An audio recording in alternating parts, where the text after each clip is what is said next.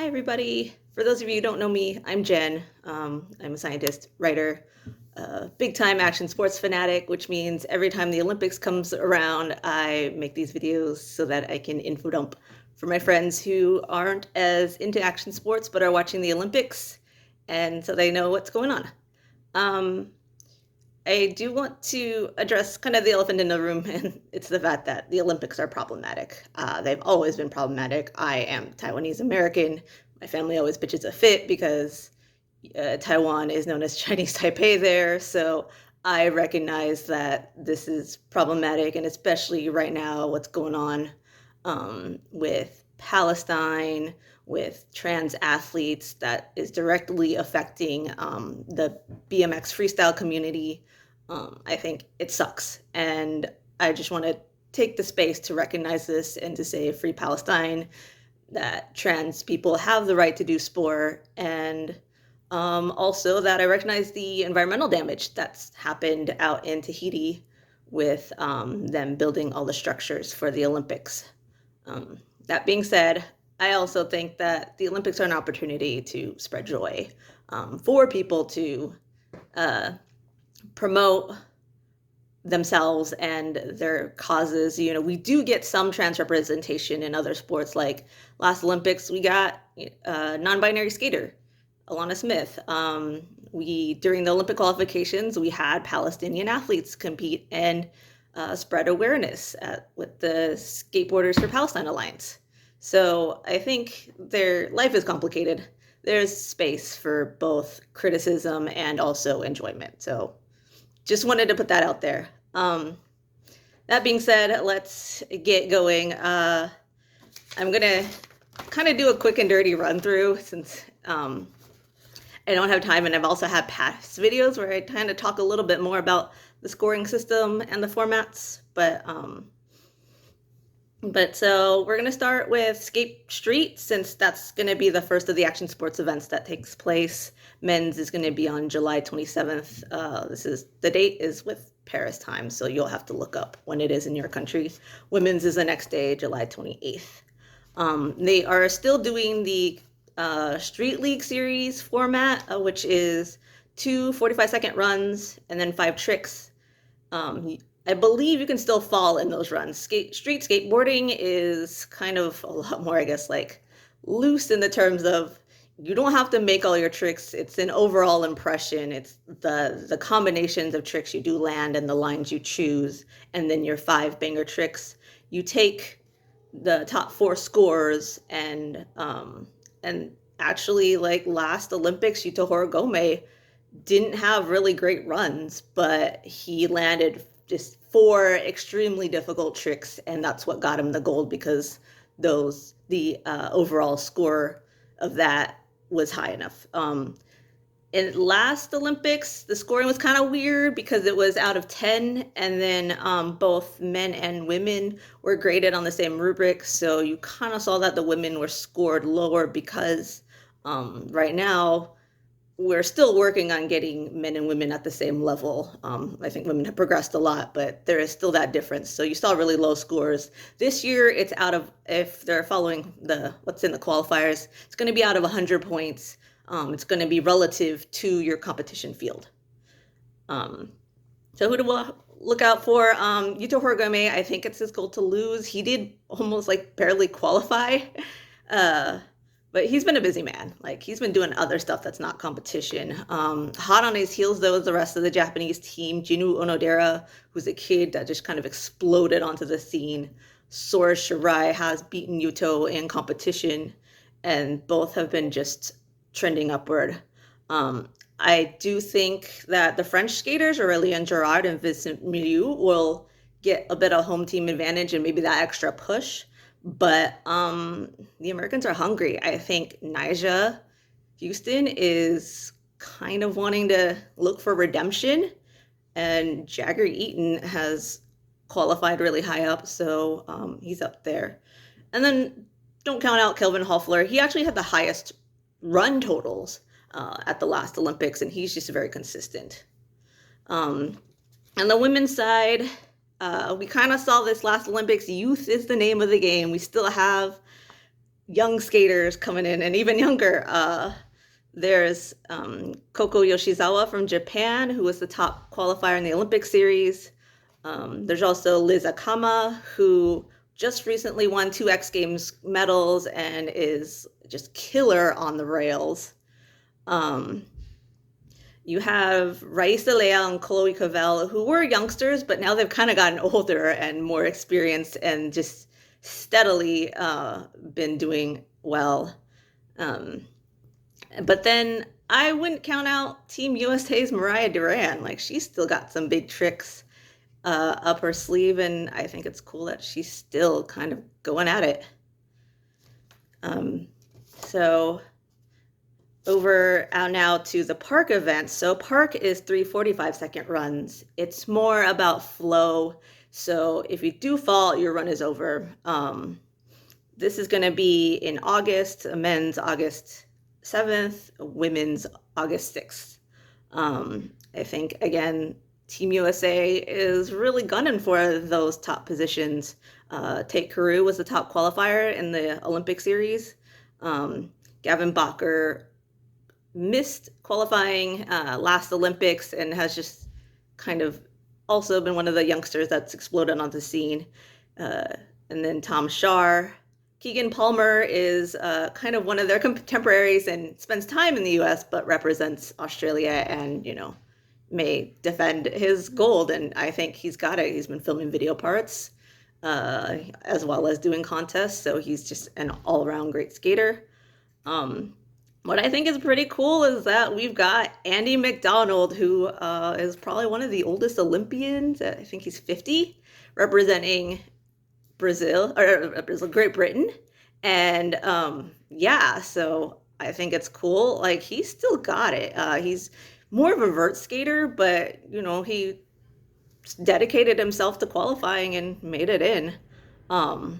And some other kind of older writers, Pedro Barros and Alex Sargente, are still going strong and both actually podiumed at the Olympics. I think who's going to be a breakout star. I don't know if he's quite in medal contention, is going to be Augusto Akio. He's just a fun personality, loves to juggle in between runs. So I think he may be a breakout star of this Olympics. For the women's, it's all about Arisa True. She's landed the first 900 on a vert ramp.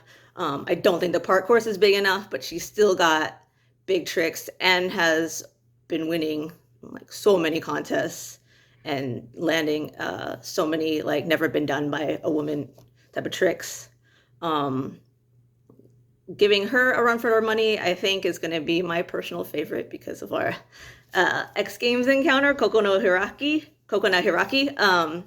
She used to hold the record for youngest X Games medalist before just this new wave of skaters broke all of that. So she's actually been around for a few years now. And I think what we saw last year was that having that years of experience does help, because Sakura Yosozumi was the oldest in representing Team Japan, and she won gold. And so I think some of that experience is going to help kind of catapult her to the top. Sky Brown was one of the breakout stars of last Olympics. She's been dealing with a knee injury and also just haven't seen her skate that often, but she did qualify. And I think, maybe she's been training hard and that's why we haven't really seen her in contests. And she's always been an all-around great skater. So don't count her out. Now moving on to BMX. So BMX only has a park event.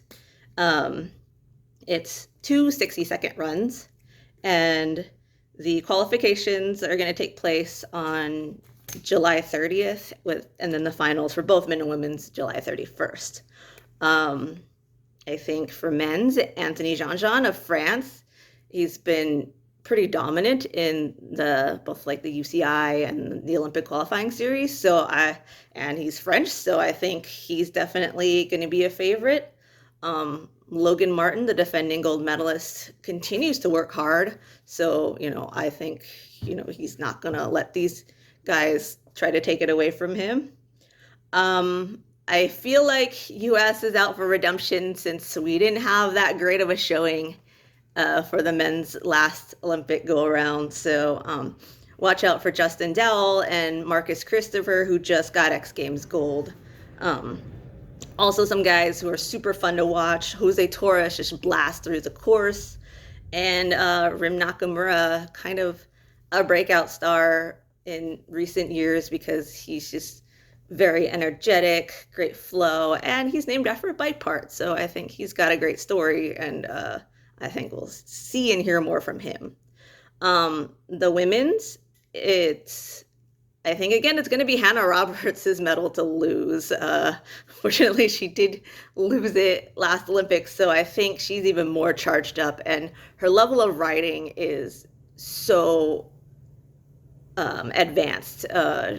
Big tricks, great flow. You know, she's a 5-time world champion for a good reason. She won the first women's BMX medal recently at the X Games. So Hannah Roberts, I think, is definitely a favorite still.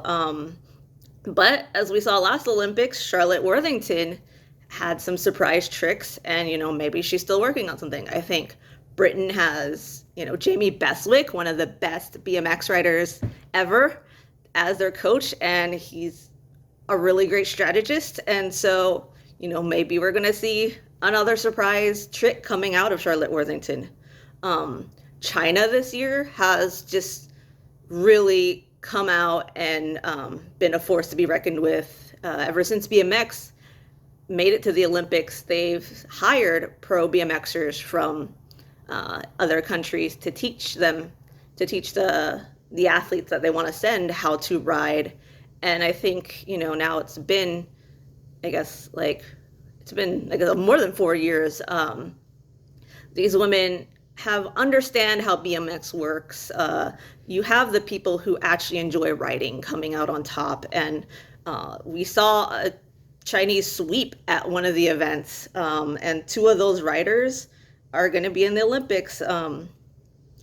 I think they've been getting a lot of buzz, so people call her Jackie. I think her name is actually Jiaqi Sun, and I'm saying the first name first, last name last, just for consistency's sake for both Japanese and Chinese athletes. But in the Olympics, you'll hear the traditional way of last name first and then first name. But yeah, Jiaqi has a lot of great tricks, and so I think she could be a contender. Something worth noting is that Park, like I said, is about flow. And when we saw the X Games women's Park BMX event, there was some criticism over the scoring. Paris Benegas got silver, and people were like, wait, she doesn't have the tricks. Paris has amazing flow. You can see her almost not pedaling through a lot of things. She's got really interesting lines. So the way you maneuver on the course and choosing very interesting ways to traverse is another factor. So it's not necessarily about who has the biggest spins and flips. It's about, who can use the course in a creative way, in a way that seems effortless, and also, who can hold out her tricks. And Paris has that. She did come off of ACL surgery from last year, but I think, you can't discredit her just because her tricks aren't the flashiest. And similarly, I think Macarena Perez Grasser, also of Chile, also has that really amazing flow. And I think her and Paris are like the writers. So you'll see the BMX pros really give them props, and they've both filmed video parts and have that experience that will give them kind of a unique perspective to this competition. And I'm going to close things out with surfing, which is super exciting because instead of it being in Paris, they're having it in Tahiti at Teahupo'o, which is one of the biggest waves ever. I think it's super exciting that we get to see dramatic surfing. What happened in Japan was super cool, but not the greatest waves. So this is Teahupo'o is called a wave of consequence because you can get seriously hurt. And it's going to be interesting seeing people who are on the World Surf League Championship Tour go up against athletes who are not. And they've been training so that it's not this complete reckless thing. But I think if you are either competing on the World Championship Tour or the Challenger Series, you'll have that more of that experience and the knowledge. And so surfing is dependent on nature. So the time frame is July 27th through August 5th. They're hoping to get things done earlier on so that we can get like the finals at July 30th, but who knows? Really depends on weather. There's going to be, I forget how many people are in the heats, but in the beginning there's usually 3 to 4. And then, you get brackets, you take like the top 2 and kind of narrow it down. And once you get to like quarterfinals, it's a head-to-head match. And a term that you'll hear a lot in surfing is called priority. And that just means who gets to claim the wave, because it's basically kind of a race to who gets there first. And if you get there first, that's your wave to take, so that, you're not like running into each other. What else to know? Something else you're going to hear about getting barreled. That's something we didn't see in Japan, but because Te Ahupo'o is so big, you can get inside the wave. And so that's my favorite part about watching surfing, is seeing people get barreled. So we're going to see that. Unfortunately, the men's gold medalist Italo Ferreira was injured during the time that qualification when it happened. And it kind of sucks because he just won Te Ahupo'o on the championship tour. So, but we've still got some heavy hitters. 2 guys, John Florence, Gabriel Medina. If you look up their 2014 match, you will see how intense they are, and just, they've been dominant on this wave for 10 years at least. And so both are very competitive people, John representing the US, Gabriel representing Brazil. And so they both, I think, are hungry for that top spot. Not to be counted out, Jack Robinson of Australia is another master of big waves. He's done really well on the championship tour. I think a surprise could be Ramzi Bukhayam of Morocco. He spent 10 years trying to get on the championship tour, then broke his ankle, and then managed to get an injury wild card so that he could still get a spot on the championship tour, and has proven his worth as like one of the top surfers. And he went up against, surf legend Kelly Slater recently and defeated Kelly at Te Ahupo'o. So I think he could be an upset. Another upset, and this is where I talk about really having home wave advantage helps, because, you are training on this wave. You know how, like, which waves are good, which waves are not. Kaoli Voss, who is Tahitian, competing for France, is going to be another one who may be the one to upset, like one of the more familiar names. For women's, I forgot to mention, the World Surf League has a series called Tahiti Bound that follows the trail of Olympic hopefuls on the championship tour.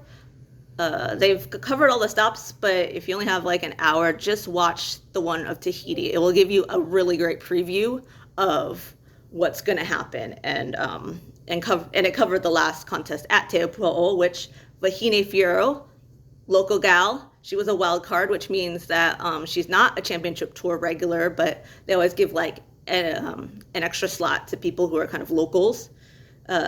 She won. It's very rare for a wild card to win. She's, I think, the first Tahitian surfer to win a women's CT event. And yeah, like, I think, she charged hard during the whole thing. Tatiana Westenweb of Brazil had a perfect score. A perfect score is 10.0 on the wave, and Vahine still got enough good waves. So it's your top 2 waves that get scored, and you can basically get as many waves as you want. And Vahine had enough high scoring waves that it didn't matter that Tatiana had a perfect 10. Vahine's top 2 scores wound up being higher, and so I think she's definitely the favorite to win. I think Tati does, however, I think maybe want a little bit of a rematch because of that. I think it was such a close semifinal that Tatiana is another favorite. Our defending gold medalist Carissa Moore has taken time off to I think just be mentally focused, physically focused for this wave. And she's a contender, as well as Caroline Marks, who has won the event previously, and our current WSL women's champion or points leader, Katie Simmers, could be a wild card. I've kind of noticed that she isn't always consistent in the competitions, but when she's like on and getting it, that's when she wins. And this is only her, I think, second year on tour. So, and she won Pipeline, which is another giant wave. So Katie Simmers could provide the upset if like things just kind of play out for her. And I feel like she's also one that like kind of has this sort of chill style. So, you know, if it works out, I think it's gonna work out. So yeah, like I said, I think the WSL Tahiti Bound series does a way better coverage of what to do. I just kind of gave you a really quick, dirty run through. So yeah, check this out. I'll put it in the link. And yeah, you'll probably hear me, if you follow me on socials, just post all about it once this comes, because it's in Paris time. I think the schedule's going to conflict, but I'm going to be watching as much as I can, if not live, definitely the replays. And then I'm also probably doing a written recap of everything. And yeah, so I hope this helps you get a better idea of what to expect, what's going on with the action sports events in the Olympics. And yeah, happy watching.